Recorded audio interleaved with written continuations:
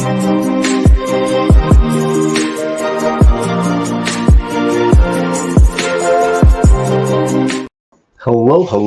and welcome to another episode of TacoBytes, your daily bite of Degen, episode number 516, the SEC versus Coinbase. And if we have some time, some nifty island launches. We built out a little bit of an island, and we might go lay it flat and build again. Who knows?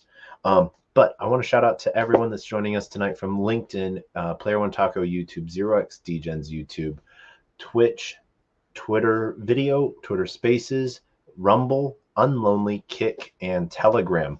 I actually am just sending out the message right now, reminding some people that we are live, and I hope that you guys are all having a good time. I do want to shout out to everyone that is joining us via Twitter Spaces. If you are joining us via Twitter Spaces and you are having an issue hearing me, please remember to hit the little microphone button and unmute the space. That will do it for you. I know that there's some issues there sometimes, and yeah, hope that we can have a good time. If we get to Nifty Island, that will be a cool screen share. But for those that have been with us for a while, you might remember this notebook from the SBF trial days. 5 weeks of SBF trial, and we got to pull it out to basically do our notes again for we were in the courtroom today for the SEC versus Coinbase with, I'm going to butcher her name and I apologize, Judge Catherine Falia. She was an interesting judge. And I felt that she asked some good pointed questions to both sides. For those that don't know, SEC originally filed a Wells notice against Coinbase, and then at the same time, shortly after that, they sued, SEC sued Coinbase for selling securities without proving that the tokens that they were selling were securities, that they had an interesting combo of issues, but that they weren't actually alleging that any of those issues were taking place. And so it's a really touchy thing. Yes, the SEC has done a lot of good in the past, in history, and even today. It is very pointed and very, very critical of us when the SEC does not take the decisions that we wish would happen would go. But what they were trying to basically do was label 13 ecosystem tokens as securities without actually going after those ecosystems themselves. So some low-hanging fruit there. Sort of like if I were to I don't know, a good explanation. Whole Foods was brought up, and I'll use that analogy later on. But I'm going to do a quick run through of the notes of the day, and then as well as break those up with sort of my point pieces. We saw Costello from the SEC being one of the main speakers, as well as William Savat from Coinbase, Sarah and Kevin, and Mr. Peking. Mr. Peking was pretty much silent the entire time. Judge did call him out towards the end, and he was like, I was just here for cleanup in case anyone got anything wrong. No one got anything wrong. So it seems like him and the judge have had experience before, or on their previous hearings and stuff like that, has done quite a bit of talking. There was this was more directed towards a lot of questions directly from the judge, from everyone's briefings, as well as from the amici briefings of outside people. Main ones in favor, the DeFi Education Fund, the SEC,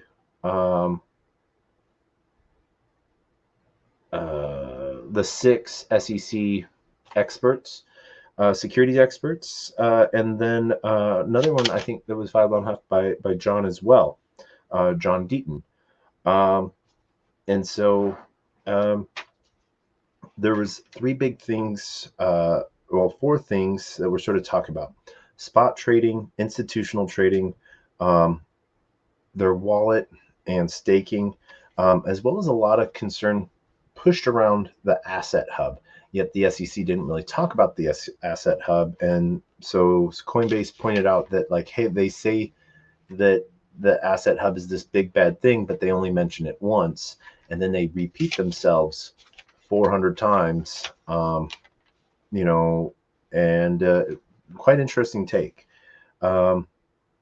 So question from the judge originally was degree to judicial notice, for the court to consider. The SEC is trying to separate wallet and staking. Coinbase has a different view of the facts. And the judge did put out did open up with a really good statement stating as she called the DeFi people explain it really well. I now understand and have a fundamental view of what staking is. And she said what the SEC explained staking was completely different. So I actually haven't had a chance to read the DeFi Education Fund's embassy. But I plan on doing that, and we might go through it with you guys as well. So, this is something that was interesting quote from the judge very early on, that she said the SEC's version of staking is, and this is where I might have misheard her, but I thought she said either demonstrably or monstrously wrong. And she asked the SEC, can the court look to Howey now without context? Then the SEC had not presented a dispute to the Howey context. They named off a couple different judges from some recent cases that have had settlements or outcomes since the SEC has filed against Coinbase, naming Murphy, also Torres, as well as Joyner. And so there were some interesting pieces there. When they talked about what the three major things that the SEC said that Coinbase was doing, that they were a broker-seller, that they were an exchange, and they were a clearinghouse all at the same time. And this was some of the things that they felt that was an issue in the hands of that no one else was doing it. The SEC hasn't approved anyone else to do it. And that is a very interesting take, because one of the things that, they haven't allowed anyone else to do it. And so if you haven't allowed anyone else to do it, how can you say that it's an issue? But part of the aspects of just going and doing something, you're the first to market, so to speak, you're going to hit those speed bumps. And so one of the things that the SEC did make clear is it has never approved, but it is not illegal. And so one of the tokens that the judge then sort of, these were questions that sort of went through all of the things. So she got clarification questions and then would move on to the next thing pretty quickly.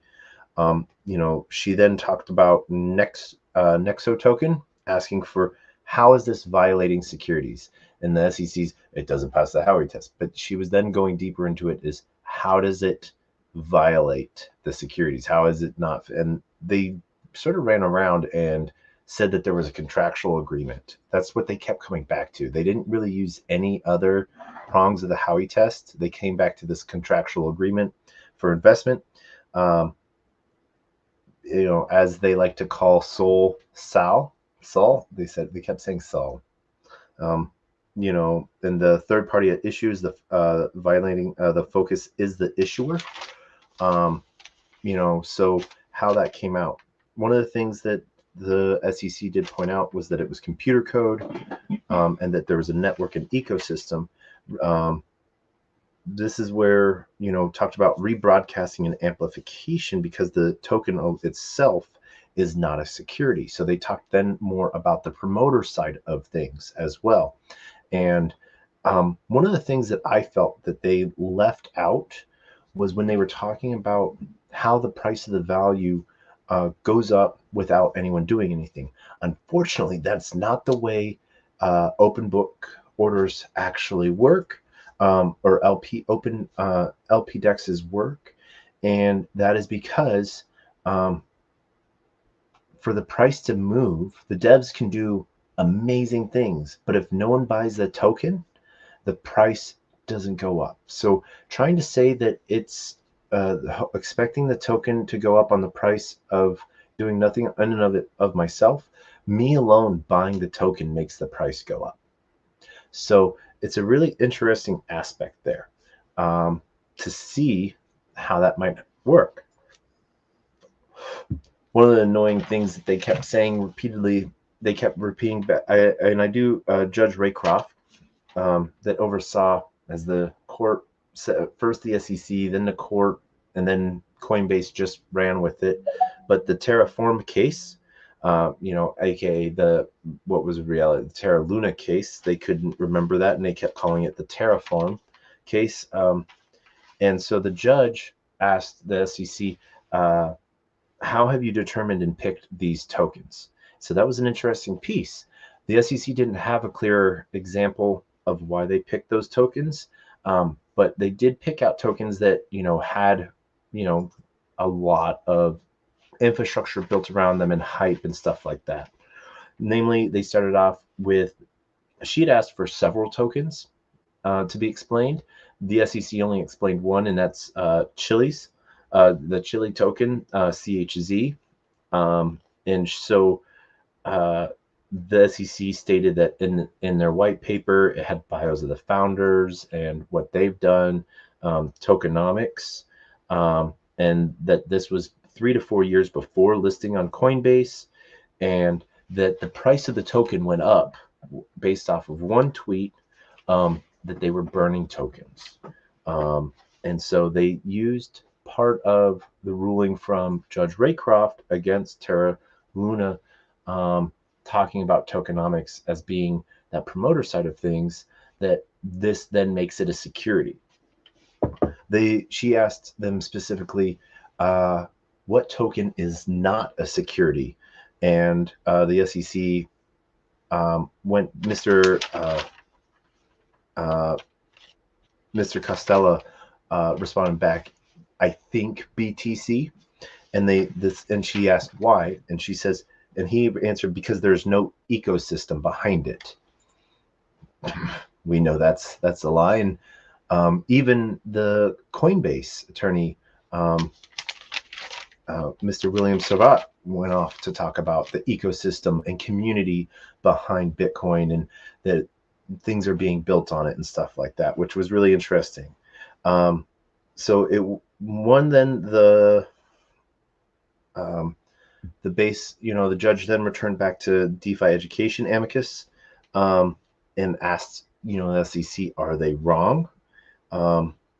And the fact then went to how Coinbase used to charge fees in its wallet, and that the fact that they don't charge any fees today, the SEC said it wasn't necessarily the fact that they were or were not charging any fees, but the fact that they had puts them in the system of them being a dealer broker. Coinbase, once again, didn't deny them being a possible dealer broker in any sense, which Coinbase, and I'll talk about this, Coinbase took a really interesting approach. They really didn't argue the meat of the SEC's case. They just said, these four things that the SEC is saying on the fringe don't apply to us, so the whole thing doesn't apply. And so rather than the Coinbase making a whole nother case and fighting a huge big battle, they just focused on these small things, which was a pretty interesting tactic. But I could really it became really clear. There was part of what they were then sort of talked about was they taking on staking. What is Coinbase doing? This was sort of a funny comment from the judge. What is Coinbase doing you're upset about? That was, and the fact that they then said that it was tokens that was not put it to work or give it up. And this was within the staking aspect. And so one of the things that Coinbase sort of explained too was the fact that that money is never actually truly at risk. Yes, it is put into staking contracts. It is proof. If it is proof of stake token, it is put in, but they also hold a reserve of 100% collateralization. So if for some reason that there was a network issue, they were hacked or they got slashed, customer funds would never be, they would be made whole in every way, shape, or form, which was an interesting aspect. I did not know that about that. I knew some of the aspects of Coinbase's staking platform. For instance, if you are staking a token, and if you have looked on chain about your Coinbase wallets, if you are actually staking an EVM token, it doesn't get swept out of your account. It actually stays inside your account, your 0x wallet, and it doesn't get swept into the hot wallet. So they don't actually silo funds. They just, I think, on paper, they mark off, hey, this person is staking, so we're going to put some of our ETH into this staking pool on behalf of this person. It's still sitting there, so it's not siloed. But we can take that at any time. The customer can't touch it, but if there's an issue, it's there automatically for the customer. And I found that out because I had noticed that a couple tokens, both on Polygon and on Ethereum, hadn't been swept from my Coinbase hot wallet into, or my Coinbase wallet into Coinbase hot wallet. And I'd asked them about that. And that was an answer I'd gotten directly from Coinbase. I wish they had talked about that and they had said that and said on chain, you can see this. Instead, they went to their terms and services that is a click wrap agreement with any consumer. And so they said the only place that it is different is with New York residents. And that was an interesting piece there, how they showed that change different. Some of the things then that SEC put off was both the SEC versus Edwards, which was a telephone case, but owner does not need to give up legal ownership, and that the fact that there is the possibility of slashing, and that Coinbase sets up the infrastructure and validators, that is simple, that it will cause more people to want to stake with them because they are building a good infrastructure piece to it. So it's a really interesting process because some of the things that I felt that Coinbase could have addressed was the SEC says yes, they are setting up validators and infrastructure and nodes so that their consumers can participate in the system and being part of the ecosystem. But you got to remember, those initial costs come out of Coinbase's pocket. They're not paid for by customers. Customers do pay for it eventually via like fees and trading fees and converting fees and stuff like that. But it's a big hit usually up front that takes a long time to refill. The concept of a contractual obligation was then talked about, that even if there isn't a contractual obligation, because this was the prong of the Howey test, the SEC then sort of got into a morality / ethical debate that there's the concept of a contractual obligation when owning a token. They then went back to Terraform, and one of the things that I really wanted to sort of point out with is that they were talking about how it's the ecosystem, or it's the founders that build, that make these chains and these tokens valuable. And I'm like, in my mind, what I wanted to argue is these chains are permissionless. Anyone can build any sort of DApp,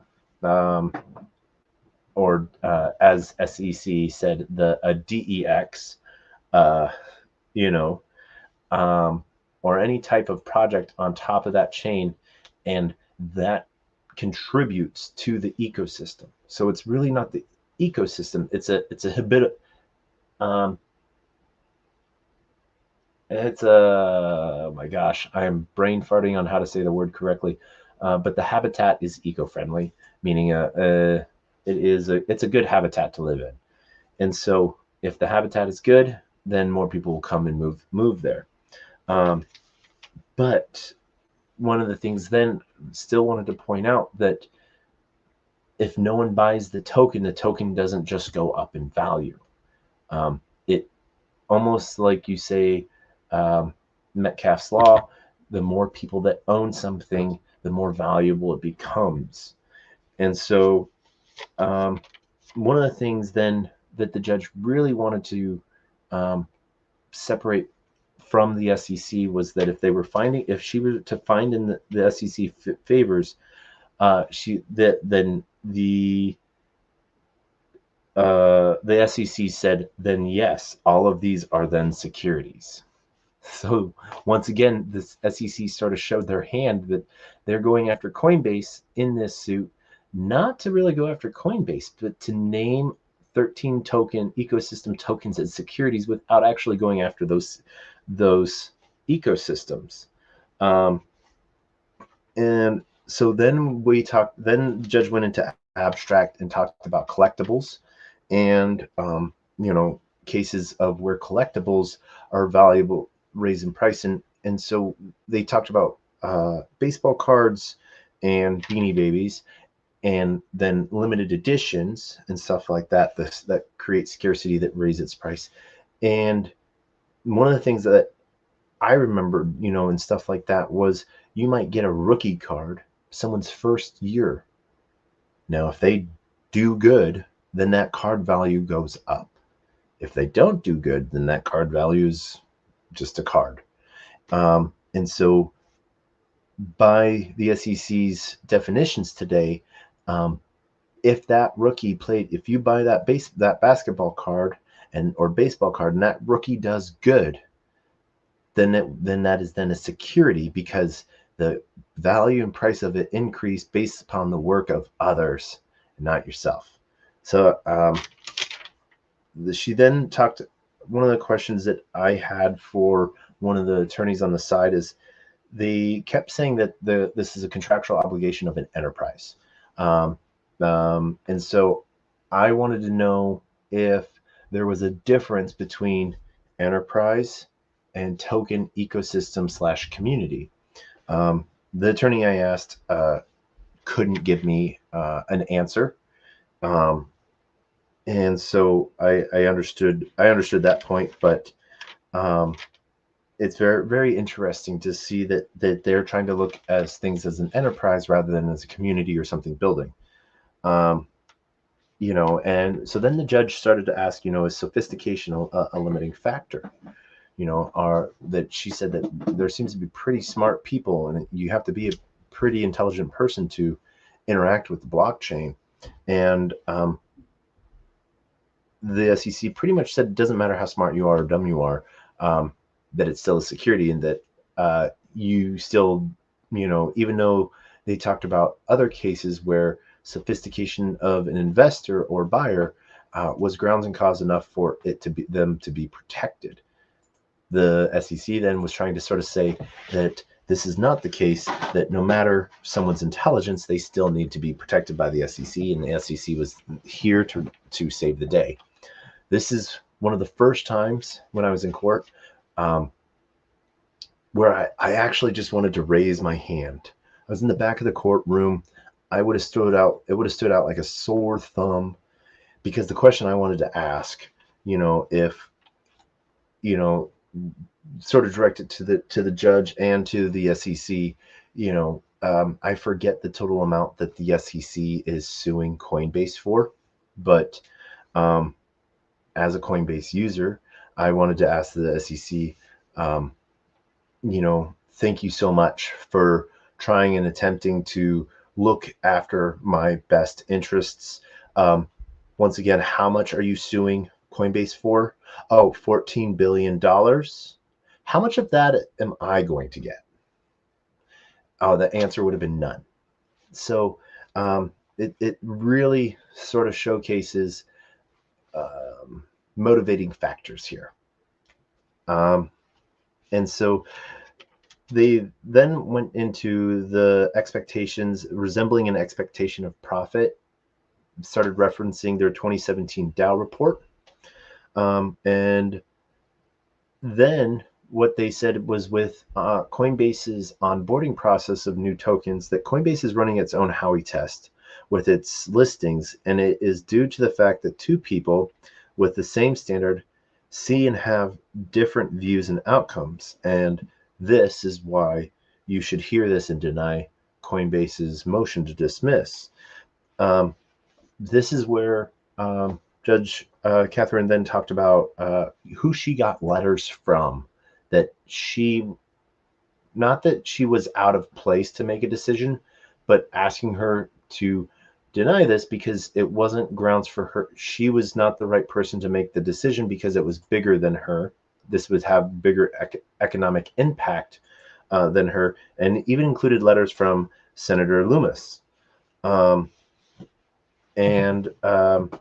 one of the things that she then sort of talked about is they talked about the cost of compliance, and this being a limiting factor towards a ruling. There was a term that she used, major questions ruling, and whether or not she was the right court to make this ruling as well. And should she approve Coinbase's motion to dismiss simply on the fact that no matter that she couldn't give, that the decision was too big for putting too much power in the SEC's hands. And so does the cost of too big of a burden on the American economy ecosystem require Congress, oversight and rulings? And the SEC tried to say no. No, it did not. We then took a quick break, got to chat up with some of the connections I've made over at DeFi Llama, some of the people that I've made friends with elsewhere. And it was actually sort of good to see some of the old reporters that I've gotten to know and connect with. And so really exciting to sort of see other people's buzz that, markets are moving and I sort of wanted, when Judge asked what tokens don't, and I just wanted to sort of ask, well, why isn't the SEC going after tokens like Bonk or Doge or Shark with tits, and instead they're going after serious ecosystem tokens. And this is my fear. Let's say the idea that the SEC sort of promoted was that if you get rid of these, that if these tokens are labeled securities, that they're all taken off the market as is. What they don't seem to understand or know, or they do know, is that if you remove these base layer tokens, these entire ecosystems stop. If you were to take all the ETH on Ethereum and just burn it, the entire ecosystem would sort of stop because no one would be able to have there would be no gas. And so they tried to play these games where they were talking about these big numbers on the amount of the cost of compliance that Coinbase was saying that Coinbase had a rounding error, and then at the same time try to say that they were only talking about the tokens that were in America. Well, that's not how it works, you know? And so I think it's sort of hilarious. Now, one of the things that Coinbase could have then at that time talked about was what a ledger actually is. That tokens aren't actually stationary and stopped in one spot, but an immutable ledger is literally just keeping true track of how many tokens you have, and that at any time, that is the true amount of tokens you have access to. And so it's not like you have these tokens that are just sitting still. This is what your ledger says, and these are the tokens that are out there. And so the tech nerd side of me sort of felt that they could have been torn on it. One of the really good things that Coinbase sort of did, like I said, was rather than attack the SEC's case with all of this overwhelming other things, they tried to do it. They picked 4 fringe things that were the toothpicks of the SEC's canopy and knock any one of those out. Rather than going after the tent, they tried to go after one of the stakes holding the tent down, and that would have just met. If they got rid of any one of those, then it would throw it all on its face. One of the smart things, I guess, that the SEC did was the SEC at the beginning of the hearing sort of separated all of the charges in a way stating that, like, if the judge rules one way on one, it doesn't null and void any of the others, and they wanted to separate that out. And so then went back, asking, why do people buy tokens? Whether it's friends, you hear about it, you think you've read about it. They did try to state the fact that Coinbase is a promoter because you can find all of the information about a token on its site when you go to your assets page. And, one of the things then that Coinbase could, in my opinion, might have had a good defense for that too, would have been, we want people to know that they're buying the thing that they want to buy. If you made every single box white in a store, would you come home with, a box of Pop-Tarts, a box of eggs, and a box of milk? Or did you end up getting 3 boxes of Nutri-Grain bars or grits? And so that wasn't sort of separated and defined, and I sort of wish it was, or could have been. But one of the things then that they talked about an enforceable right, meaning, do consumers, when buying tokens or owning tokens, have an enforceable right to, whenever they feel that there's any wrong, to go after a project and have grounds? And Coinbase laid out a really good argument that outside of fraud, they could go through tort, but that is not an implied or any way given contract between an owner of a token, a consumer of a token, and the token's creators. And then this is where they said there is no contract but a scheme.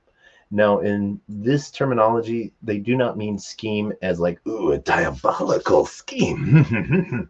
They mean a scheme as like a plan, a function, the way it's supposed to happen. So if you take out what a scheme is, a scheme is a plan of action or a course of events to have a desired outcome.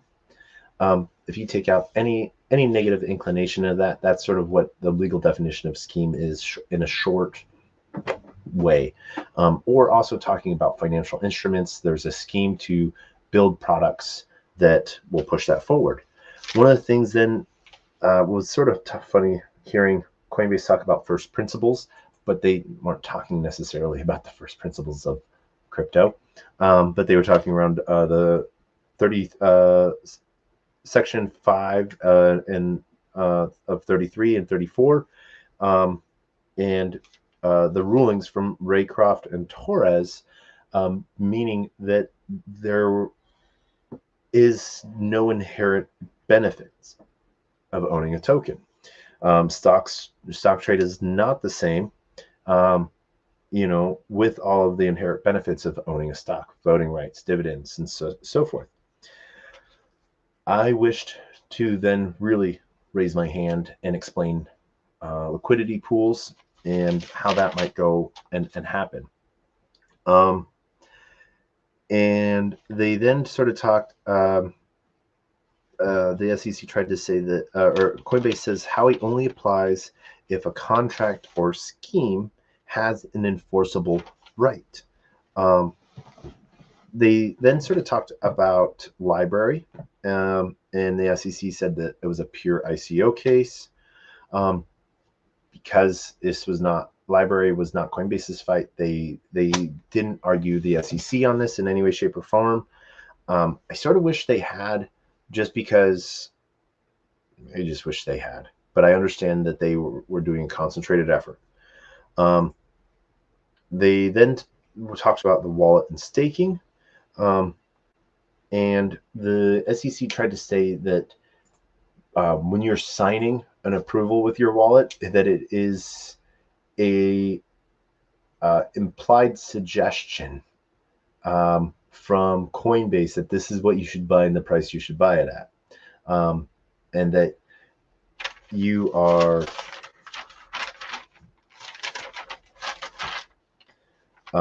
or advice. They called it advice, not approval, which was an interesting aspect. They then went on that Coinbase partakes in these trades and everything like that. And Coinbase pointed out, no, it is not the wallet that does these trades, but third parties. Coin users choose which third party they wish to go to, and they are redirected to that, and they are no longer on Coinbase's wallet, but they are on the third party site that then connects to the wallet, and that was a clear separation, as proven in the Uniswap case, as well as 0x Dex, and that a wallet, that their wallet was connecting with DApps, is an approved and non-broker-dealer function. They then went on to staking, and I took a note because they talked about the month when they had really talked about staking when it was filed last year. And I don't know if you remember, but when the SEC was all about staking, Gary Gensler came out with stake versus stake video, and I literally took a note that said, Gary wants your stakes, because I remember those memes after that. They talk more here again about the staking services, and that Coinbase says that it is not, the staking services is not a capital increase to Coinbase. And so they then pointed out that there's no slashing risk, ownership loss over staked assets, no investment in capital structure, no risk of loss, and not based on the work of others, but their own token. And so this was when they then really pushed hard that this was a major questions ruling, and that it should be given latitude to approve Coinbase's motion to dismiss the case, and so that it could be seen by Congress. And they then said our interpretation of how that it was a type of class of transaction, that Coinbase then stated that with this, the SEC is expanding its judicial reach and authority without that permission. And then talked about what is the impact. I really wish that they talked more on the technical impact side of things to sort of give a better picture of what that would look like, and that it should be more legislative rather than judicial. One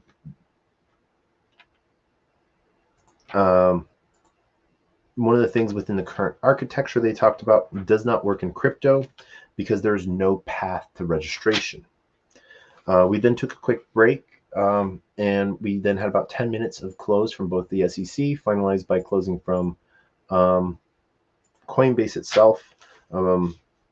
This is where Section 5 of 33 and 34, the SEC, we believe Coinbase is trying to make a new test with their asset hubs, and the parties agree on the asset hub. Once again, Coinbase was not arguing with the meat of they said, oh yeah, no, the SEC's definition of the Howey test is 100% correct, but they're not applying the Howey test to this. They're making Coinbase was pretty much saying they were making their own Howey test, and so it was almost as if I was reading a love novel and you're reading a horror book, and you look over and you say you're reading a horror novel, and so sort of interesting. But they then talked more about the economic reality. They used this is where they then got more into the Whole Foods comparison, that Coinbase being a Whole Foods, and people are selling and buying the fruit within, and it is not Whole Foods. Whole Foods is not a broker dealer by picking which farmers to sell their fruit in their stores. And finally, they end with, we ask that the Coinbase motion be denied in whole. Coinbase, SEC still says that there is no contract. So one of the things that, though the SEC did state, was that they made they violated Howey based on contract, the concept of a contract, but then stated that there was no contract. So Coinbase then pointed out, SEC still says there is no contract. This is where he then broke down into BTC is a community ecosystem, talked more about a DAO report, the token has dividends and voting rights, and that this would cover into a security as written, but none of the tokens that the SEC named were part of a DAO in that and doing that. So rather interesting piece there. I want to thank everyone for joining tonight. We will actually, come back over to talk about some of the new stuff that is going on, and we will do Nifty Island tomorrow. But I do want to thank everyone for joining us tonight for this episode of TacoBytes, your daily bite of Degen. Once again, quick shout out to everyone joining us on YouTube, Twitch, Telegram, Twitter, LinkedIn, Unlonely, Rumble, and Kick. And thank you everyone for joining us. It was an interesting day at the SEC with Coinbase. If you have any questions, please feel free to reach out to me anytime.